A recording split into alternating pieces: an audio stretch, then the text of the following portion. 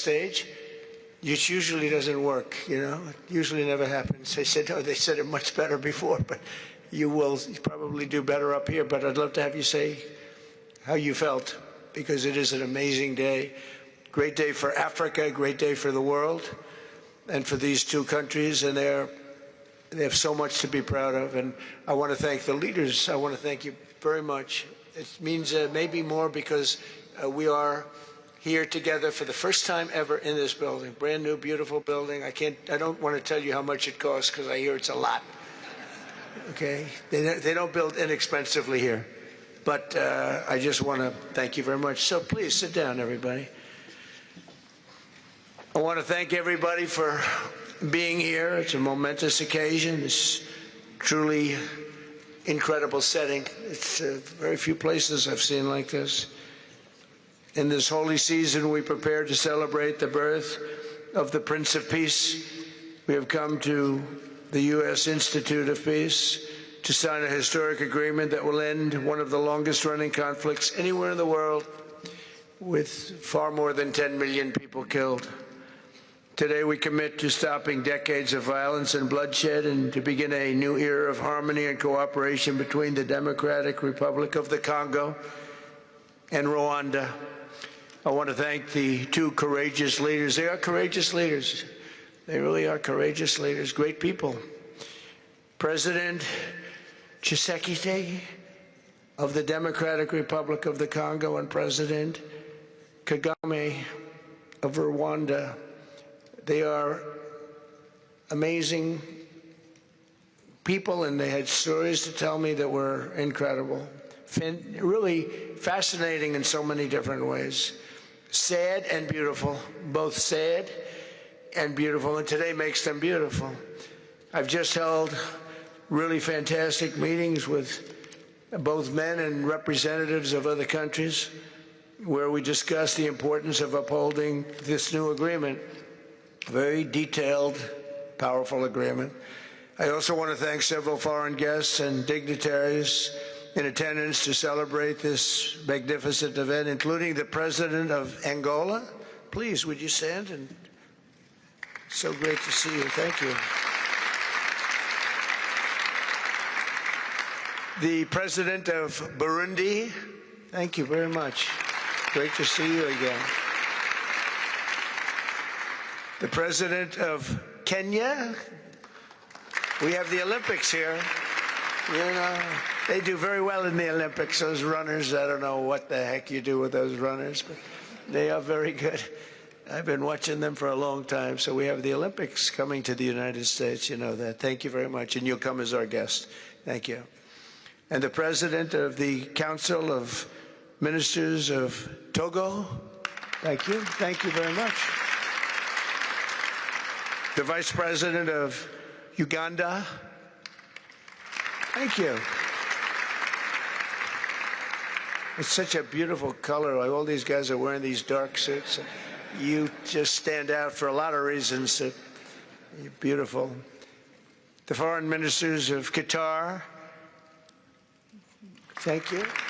Thank you very much. Say hello to my friend, a great man.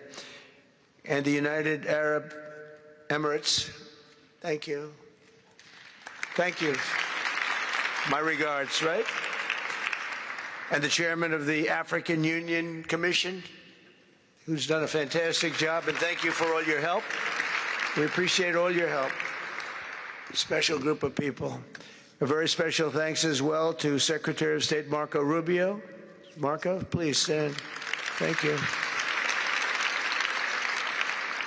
And thank you for putting a certain name in that building. I said, boy, that is beautiful. That blew up last night.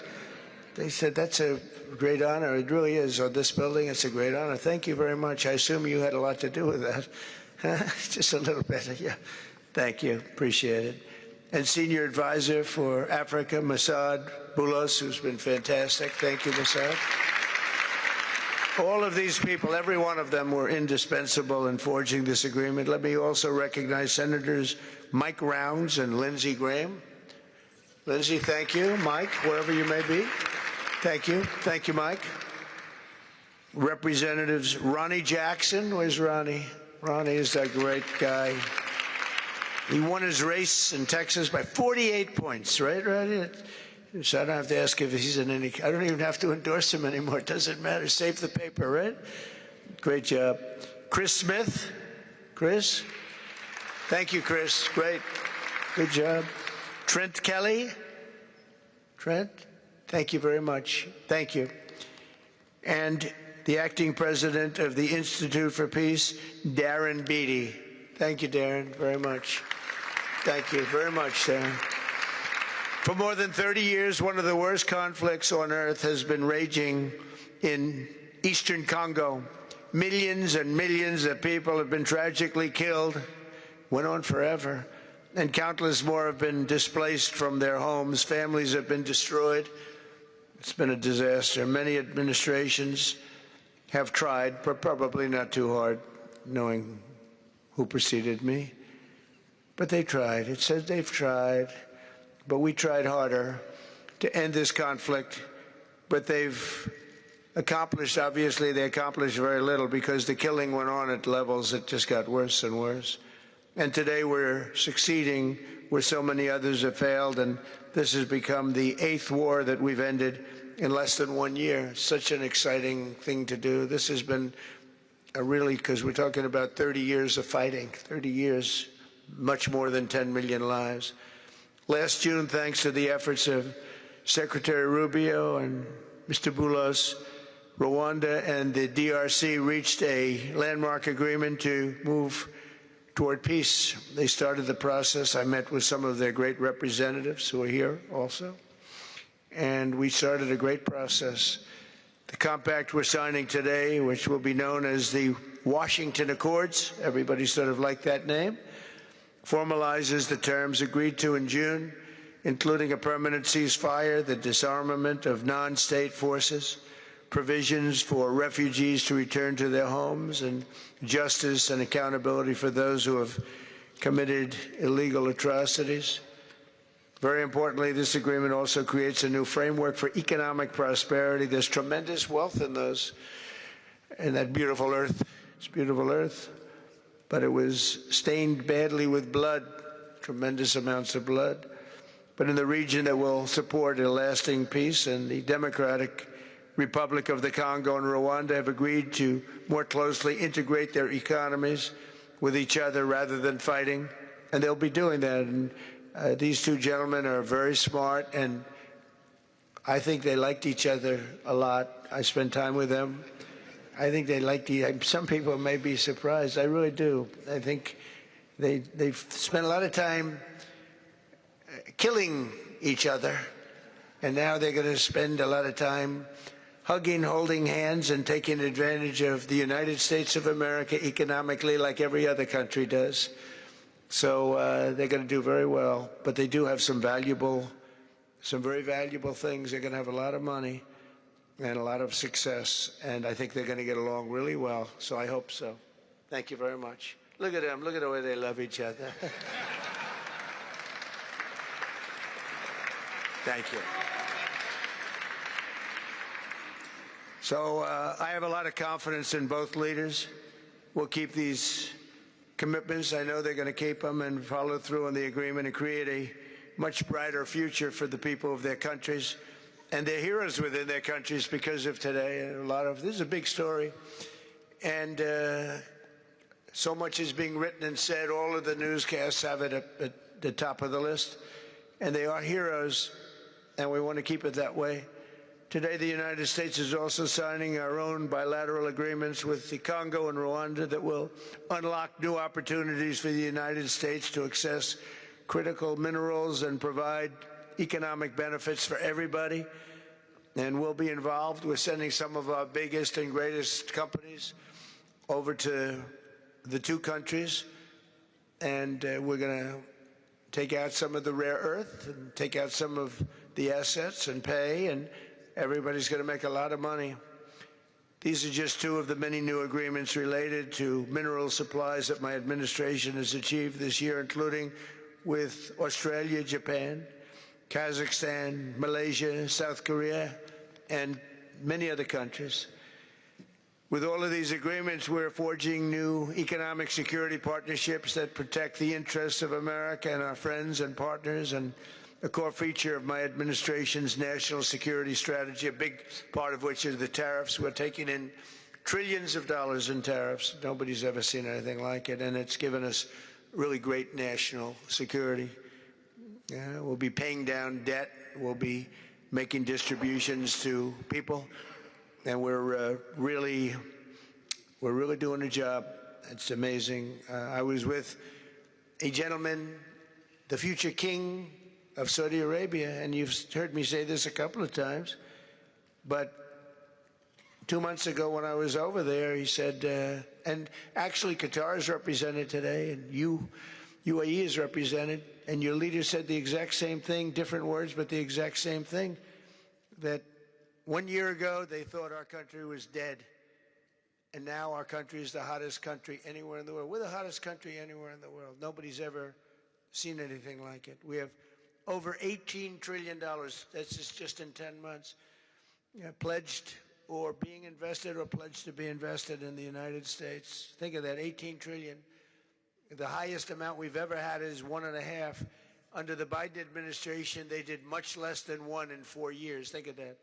So they did less than 1 trillion in 4 years. We have 18 trillion in 10 months. It's going to be much more than that, too. No other country in history has ever been close, no matter what country you pick. So I want to thank you again, everybody, for your great vision. And I want to thank the people, especially the people that we named. Some of the others that unfortunately we didn't name, we just couldn't do that. But for your vision and for your courage, because it's made it possible to begin healing old wounds and transcending past differences and creating a future where every child of God can live in dignity, prosperity, and peace. And these are two very good men, and they're two potentially very strong countries. I'd like to now invite President Kagame to come up and say a few words. It's Rwanda. And then, if I may, President of DRC, who really is doing a great job. These are two men that are doing a great job. And again, they are so respected because of what they're doing today and the mission that they've really, I think, accomplished. And we'll see how it all works out, but I think it's going to work out really great. They want to get on to other ways of living for their people, and they're great leaders. Thank you very much. Please, Mr. President, thank you. Thank you very much.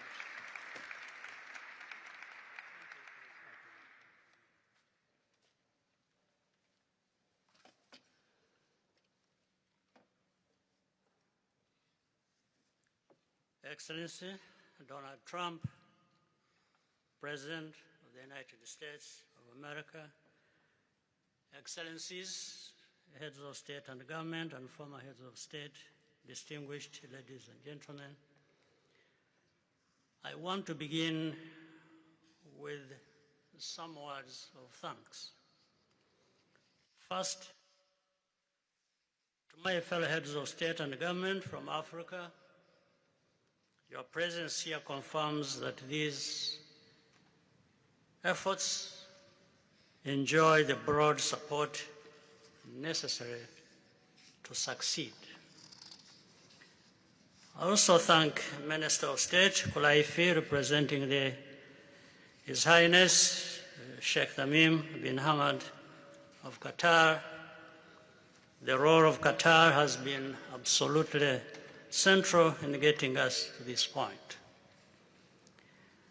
But of course, the biggest vote of thanks goes to President Donald Trump. No one was asking President Trump to take up this task. Our region is far from the headlines. But when the President saw the opportunity to contribute to peace, he immediately took it. This conflict has lasted for 30 years. We have seen countless mediations and efforts, but none has succeeded in resolving the underlying issues. President Trump introduced a new and effective dynamism that created the space for breakthroughs. His approach is even-handed, never taking sides. He orients us toward the future, not the past, emphasizing that the dividend of peace is prosperity and investment, including from the United States. More importantly, President Trump's approach is pragmatic. The process has not become an end in itself. All of these elements filter down to his dedicated team, and here I want to single out Secretary Rubio and Masad Boulos for special appreciation. We would not be here today without their efforts. And as a result, we have the clearest and most viable path forward that we have ever had. These accords provide everything needed to end this conflict once and for all. If this agreement falters and things do not work out as they are supposed to, the responsibility will not lie with President Trump, but with ourselves. It's up to us in Africa, working with our partners to consolidate and expand this peace. There will be ups and downs on the road ahead. There is no doubt about it. Rwanda, I know, will not be found wanting. I can assure you of that. Our only objective is and has always been for our country to be safe and secure after having endured so much tragedy. We now only want to look forward in a confident expectation of a prosperous and stable future. Mr. President, Excellencies, I thank you for your kind attention.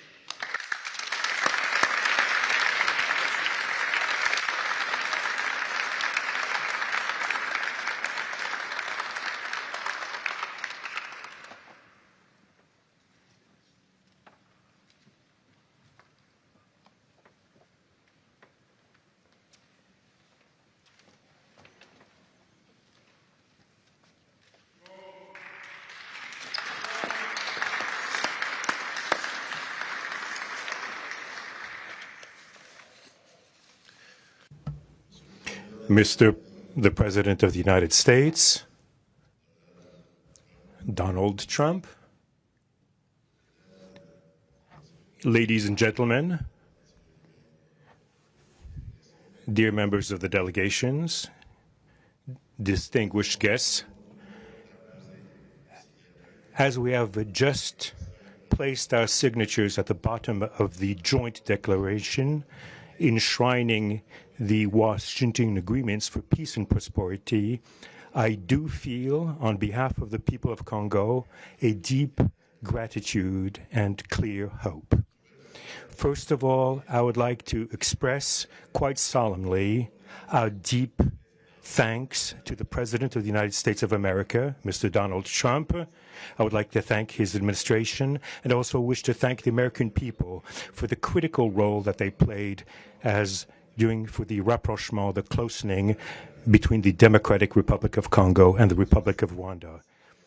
To these thanks, I also bring in all of our regional partners and our international partners who, thanks to their commitment and engagement, have consistently made this critical moment possible in the road to peace. First and foremost, we have Sheikh Yanim bin Ahmad Adani. We have President João Manuel Lourenço Gonçalves, who is the President of Angola and the acting President of the African Union.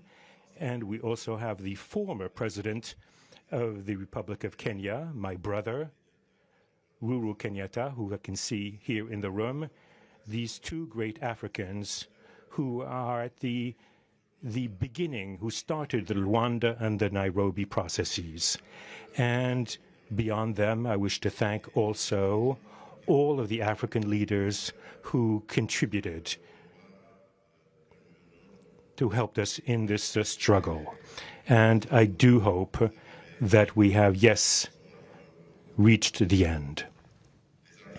The Washington agreements are not yet another document. These represent a turning point. They bring together under a coherent architecture a declaration of principles of a peace agreement and also the regional economic integration framework to provide to the peoples of the region a new perspective, a new outlook, namely to finally overcome the cycle of violence, of forced displacements, of mistrust, defiance, in order to begin a new era of friendship, cooperation, and prosperity all shared together. For those involved, the Democratic Republic of Congo takes this solemn commitment to implement with complete sincerity all of our obligations that stem from this agreement. We will do this with seriousness, with rigorousness, and also the constant care for peace and the security of our populations, for the unity and the integrity of our territory. We do hope that thanks with the same seriousness that the Republic of Rwanda will also respect fully the letter and the spirit of the commitments made here in Washington. We are reaching out for a peaceful cooperation based on mutual respect, non-interference, and the joint struggle against the armed groups, the end of all support to negative forces, and the beginning of fair prosperity on behalf of our two populations. I do believe this day is the beginning of a new path. A demanding path, yes, indeed, quite difficult, but this is a path where peace will not just be a wish, an aspiration, but a turning point. The Democratic Republic of Congo will fully play its part with dignity, with consciousness and consistency, and with the support of our partners. We will remain watchful, vigilant, but not pessimistic. We'll be clear-eyed, but resolutely optimistic. These Washington agreements for peace and prosperity must be for our peoples a symbol of an irreversible commitment to turn the page of confrontations and to open a new era of cooperation and sustainable peace throughout the region. Thank you.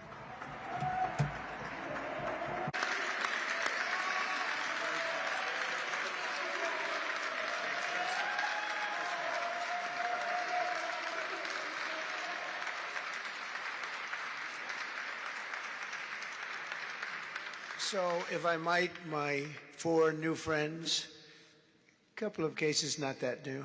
Could you come up, please? Do you mind? Please.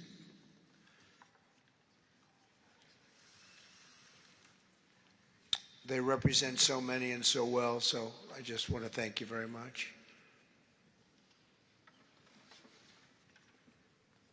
Good.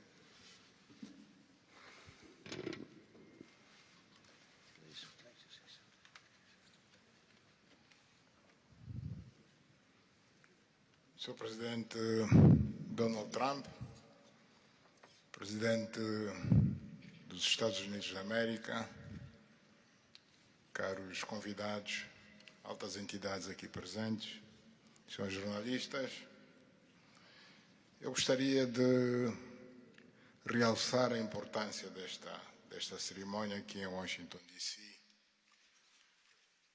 que vai finalmente pôr fim a um conflito que, como já foi dito, dura mais de 3 décadas.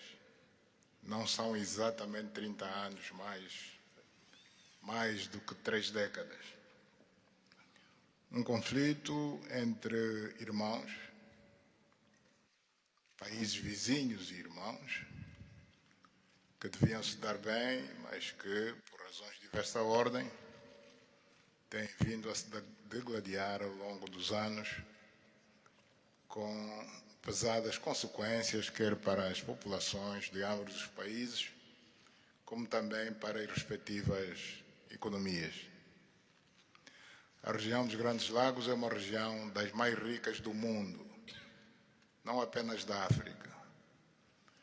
É enormemente rica em recursos hídricos, terras aráveis, florestas, recursos minerais que estão no subsolo, mas, sobretudo, rico nas suas pessoas,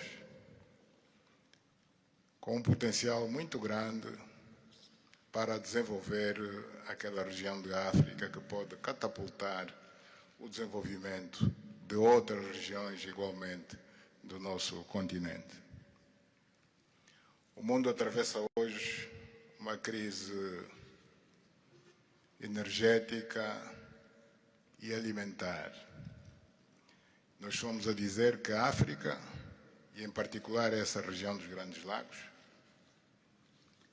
tem o potencial, não digo de resolver, mas de contribuir consideravelmente para a resolução destas 2 grandes crises, quer alimentar, quer a energética, não apenas para o nosso continente, mas para o mundo. A grande barragem do Inga, adormecida há bastantes anos, pode contribuir enormemente para a eletrificação do continente e, consequentemente, para a sua industrialização. Em termos de agricultura, o facto de ter terras aráveis, um índice de chuvas bastante regular e abundante, pode-se desenvolver agricultura naquelas regiões para alimentar o continente. E nada disso tem sido possível fazer-se ao longo de décadas, devido a este conflito que não tem sentido e que, finalmente e felizmente, parece que terá o seu fim hoje aqui em Washington, D.C. Nós procuramos fazer a nossa parte, e quando digo nós, estou-me a referir a Angola, ao Quênia e outros países também africanos. Procuramos fazer o melhor para chegarmos a este momento. Infelizmente não foi possível, mas nós só temos que agradecer ao Presidente Trump por ter dado continuidade ao trabalho que nós realizamos e ter conseguido alcançar esse desfecho do qual todos nós sairemos a ganhar.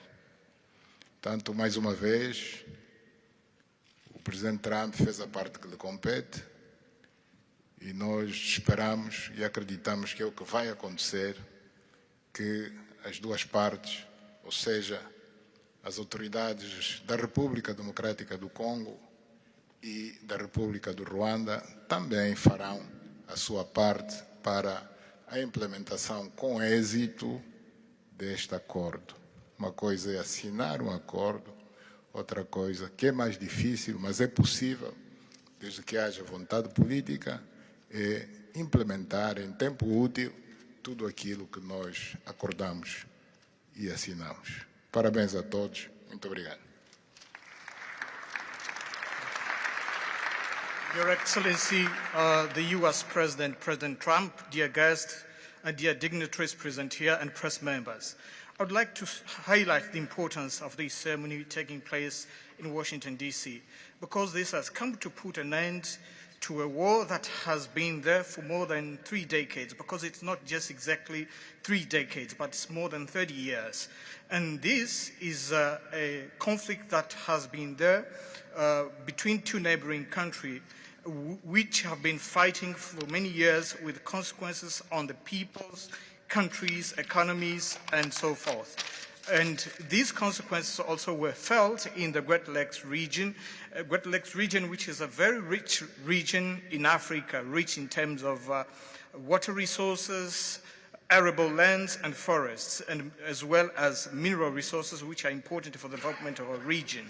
So it's important that we've reached to this point where the agreement is going to be, has been signed, a peace deal, which will benefit immensely the whole region and will unleash the opportunities for the development of our continent, and as well as to helping the whole world in terms of fighting against the food crisis and energy crisis which the whole world is going through now.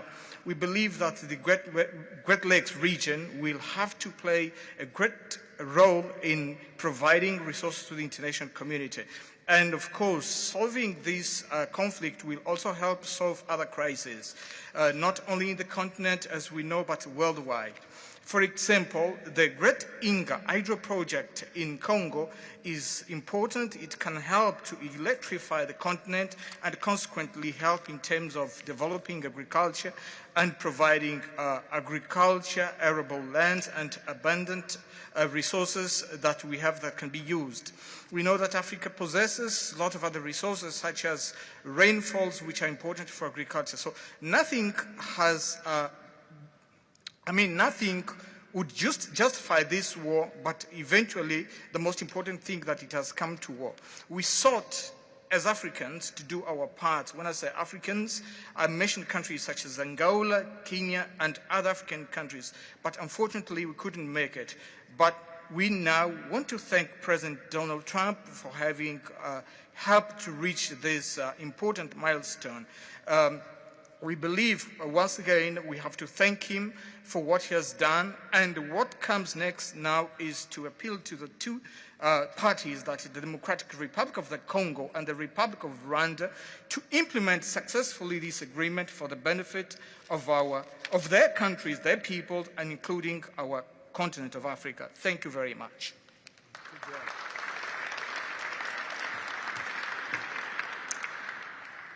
Your Excellency, President Trump, fellow heads of state, today's signing of the Washington Peace Accord for Eastern DRC is not merely a monumental diplomatic milestone. It is a decisive act to end a devastating conflict that has scarred the region for decades. Mr. President, what you have achieved is not only transformative, it is consequential and historic. This conflict has destroyed livelihoods, destabilized our region, and threatened the future of the entire Great Lakes African continent. Today's achievement culminates a relentless regional effort anchored by the foundational work of the East African Community and SADC, and today, this Washington process. The coordinated Nairobi, Rwanda, and Washington process has created the essential pathway that brings us to this pivotal moment. We would like to extend our gratitude to President Tshisekedi and President Kagame for their leadership during this process. Reaching this point was made possible by the unparalleled consequential convening power of the United States and President Trump's resolute and focused commitment to global peace. Your clarity, Mr. President, of purpose and ability to rally stakeholders together has brought us to this point. We therefore extend our profound gratitude to President Trump, whose bold leadership has been instrumental in delivering this breakthrough. Our presence here, Mr. President, as regional leaders, is a testament of our collective resolve. We will spare no effort to ensure this agreement is fully realized, mobilizing every resource and partner to secure peace and unlock the region's immense economic promise. The protracted conflict on our continent continues to hold back Africa. Our current 3% share of global trade is stark evidence of how far this war has held us back. A peaceful Eastern DRC can unlock one of Africa's greatest economic opportunities. Our vast resources, the young talent that we have, connected through our regional infrastructure and the Africa Continental Free Trade Area, can ignite an unprecedented transformation. A peaceful and integrated Great Lakes region will accelerate innovation, predictable government reduces risk, harmonized regulation lowers costs, and open borders increase trade, attracting value-added industries to our continent. For too long, Africa has exported raw materials only to import refined products at great cost. Our regional economic integration framework, Mr. President, that you have spoken to here, will build value chains in minerals, manufacturing, and agri-processing, creating jobs and creating wealth. The Great Lakes region stands at the threshold of a new era. Peace will open doors, integration will guide us, and private sector dynamism will propel us forward. In conclusion, as we celebrate progress in the DRC, we must not look away from other crises. I want to ask you respectfully, Mr. President, that in your quest for global peace, to support efforts to resolve the humanitarian catastrophe in Sudan. I thank you.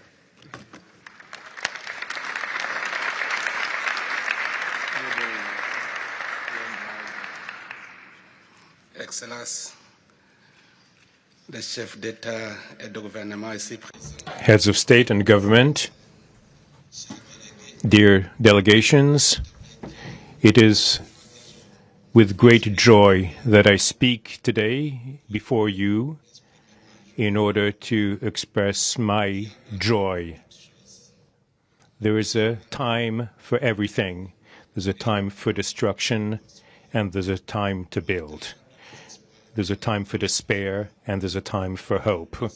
Today, we are experiencing a great day. We are looking forward to this agreement, which will give back hope to the peoples of Congo and of the sub-region. I would like to congratulate everybody involved who made it this great day possible.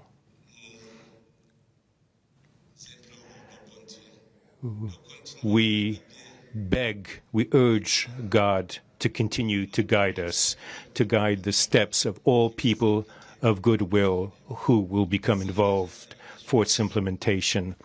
Committing oneself is something, but implementing is something else, which is why I call upon all of you, provide your contribution to actually implement this accord. As far as we are concerned,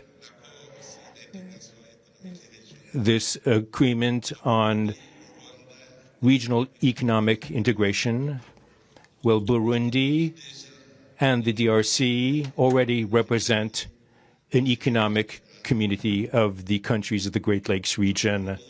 Burundi has a major role to play in order to indeed implement these existing cooperation agreements between the three states.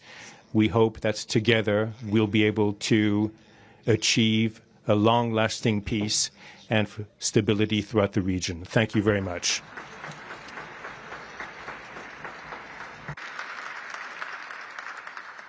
Thank you very much. And I just want to introduce a friend of mine who I just noticed in the audience. He's in charge of a very small sport called here soccer, over there football. So nobody knows really what to call it. Johnny, thank you very much. The head of FIFA is here. And I can report to you that we have sold more tickets than any country anywhere in the world at this stage of the game, and I think we probably broke all records before you even get close. And you have a big event on Friday at the Trump Kennedy Center. Oh, excuse me, at the Kennedy Center. Pardon me, I've such a terrible mistake, Marco.